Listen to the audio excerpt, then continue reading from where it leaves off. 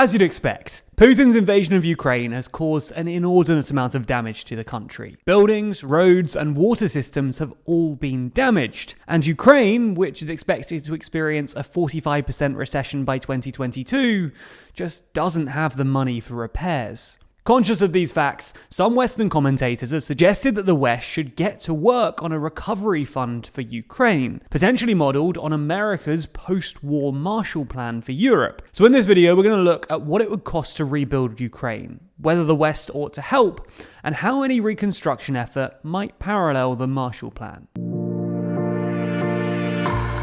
This video is brought to you by our new show, The Daily Briefing. That's where we run through the 5 most important news stories each day, giving you a rundown of everything you need to know around the world in a matter of minutes. Watch on the separate TLDR Daily YouTube channel or listen by searching in your favourite podcast app. Anyway, let's start by considering the cost of actually rebuilding Ukraine. According to analysis by the Kyiv School of Economics from early April, the war has so far incurred some $100 billion worth of damage to Ukrainian infrastructure. About $60 billion of this comes from damage to residential buildings and roads, and about $10 billion from damage to transport infrastructure. And the Ukrainian government estimates that so far, more than 7,000 residential buildings have been damaged, and 2 of Ukraine's largest metallurgical enterprises have been destroyed. Worrying for Ukraine, this $100 billion figure is almost definitely going to rise as the war continues. But infrastructure isn't even the only cost. Many, if not all, Ukrainian businesses will either have had to pause operations or accept some sort of revenue shortfall. And as we mentioned earlier, GDP is expected to shrink by 45% this year, according to the World Bank. As you'd expect then, this has pushed Ukraine's borrowing costs sky high, which has made financing the war and everyday governing much more difficult. Ukraine has obviously also suffered unquantifiable humanitarian costs. Tens of thousands of Ukrainians have died, with millions more fleeing into neighbouring countries. It's also just an unfortunate fact that Ukraine might lose some of its territory in a peace settlement, depending on how Russia's attack on Donbass ends up playing out. Furthermore, rebuilding Ukraine will cost more than just repairing the damages incurred during the war, because when we say rebuild Ukraine, we don't just mean restoring Ukraine back to its pre-war state. We can't just repair infrastructure and move on. Ukraine will, for example, need a more powerful military than it used to have in order to insulate itself from Russian aggression going forward.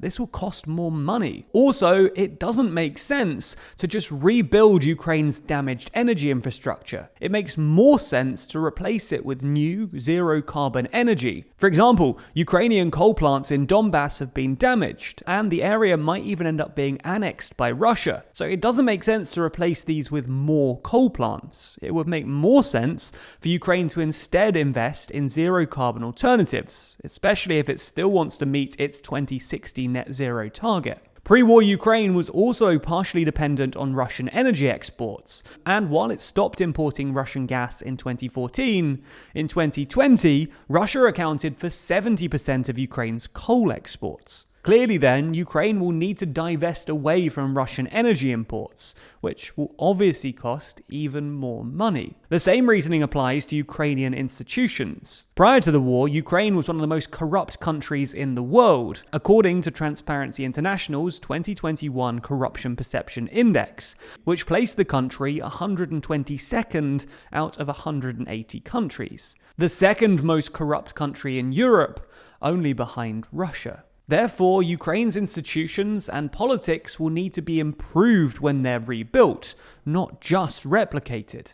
The point we're making is that rebuilding Ukraine doesn't just mean restoring it to its pre-war state, it also means improving it, and this will clearly cost more than just fixing up all of the broken infrastructure. Obviously then, because of all of these factors, the cost of rebuilding Ukraine is rather difficult to calculate. For starters, there are just some massive numbers at play here. 45% of GDP, hundreds of billions of dollars worth of damage, and thousands of lives. Such enormous figures are prone to misestimation and feel almost a bit too abstract to even work with. Some of these costs are also just unquantifiable. You can't put a number on the cost of repairing Ukraine's population in the same way you can with infrastructure. And that's part of the reason why estimates vary so wildly. The Center for Economic Policy Research put the figure at between $220 and $540 billion, which is quite a range in itself. But the Ukrainian government went even further, putting the figure at $600 billion and admitting that this figure will rise even further to over $1 trillion as the war continues to play out. Whatever the true figure is, though, it's clear that Ukraine can't afford it itself. The Ukrainian government already has 14 groups working on reconstructions, and while in March they started issuing war bonds that Ukrainian citizens could buy to support the effort, it's just clear that they won't be able to scrape together all the money they need on their own. Ukraine's entire GDP in 2019 was $150 billion, and it's expected to fall below $100 billion this year. And tax revenues were even lower. In 2019, they were just $40 billion. And as we mentioned earlier, its borrowing costs are sky high. So it just looks impossible to be able to cover the costs on their own. This has led both the Ukrainian government and various Western commentators to call for the West to set up a recovery fund for Ukraine, possibly modelled on the Marshall Plan. The Marshall Plan, for those of you who don't know, was an American initiative enacted in 1948 to provide $13 billion worth of financial aid to Western Europe after the war, and the program is widely credited with kickstarting Europe's impressive post-war economic recovery, and provided the foundations for a lasting political relationship between Western Europe and the US. Now, obviously, a recovery fund in Ukraine would be much more expensive than the Marshall Plan. The $13 billion that the US sent in the Marshall Plan translates to about $115 billion today, and it was spread out across 16 countries. So, assuming that the total cost of rebuilding Ukraine comes to about $500 billion, this means that any reconstruction effort will cost more than 3 times the Marshall Plan, with all of the money being directed at just one country. The point we're making is that if current estimates are anything to go by, rebuilding Ukraine will be expensive. To give you even more context, the US's annual foreign aid budget is about $400 billion. The EU's is about $60 billion, and the UK's about $15 billion. This means that Western aid budgets will either need a massive increase or a complete redirection to foot that $500 billion bill.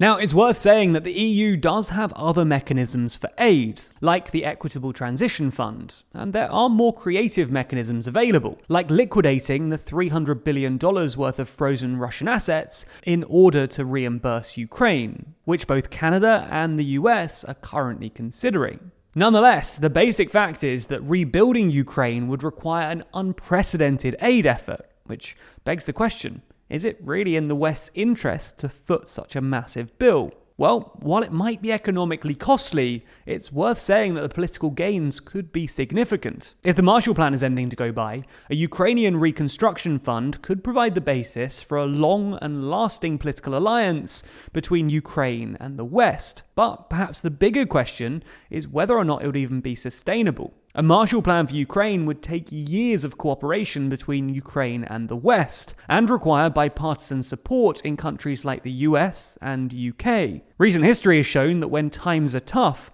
developed countries aren't too keen on big aid budgets. And while public sympathy for Ukraine is currently at an all-time high, you can imagine high aid budgets becoming politically unsustainable in the future once Ukraine has fallen down the news agenda.